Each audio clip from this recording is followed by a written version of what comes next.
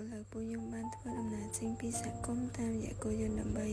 ឆ្ពោះទៅកាន់ភ្នំក្នុងសំពៅ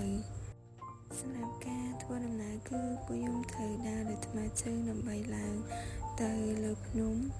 ហើយនេះគឺជាទស្សនវិជ្ជាខ្លះៗនៅតាមផ្លូវបន្ទាប់ពីការធ្វើដំណើរអស់រយៈពេល1ម៉ោងគឺ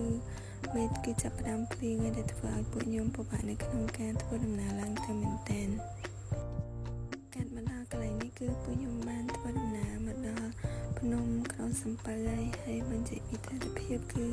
ស្រស់ស្អាតមែនទែននេះជាទស្សនវិជ្ជានៅពេលព្រឹកនៃការធ្វើដំណើរឆ្ពោះទៅកាន់ភ្នំក្រុងសាដែលពួកខ្ញុំត្រូវងើបតាំងពីម៉ោង4ព្រឹកដើម្បីឡើងទៅមើលថ្ងៃរះនៅទីនោះសម្រាប់បរិយាកាសគឺរៀងអាប់អួរបន្តិចហើយបញ្ជាក់ពីអាកាសធាតុគឺត្រជាក់មែនទែនកាត់មកដល់កន្លែងនេះគឺពួកខ្ញុំបានចុះមកដល់កន្លែងដែលខ្ញុំបោះតង់គឺនៅជើងភ្នំក្នុងសំពៅដើម្បីរៀបចំអីវ៉ាន់និងចុះទៅញ៉ាំអាហារថ្ងៃត្រង់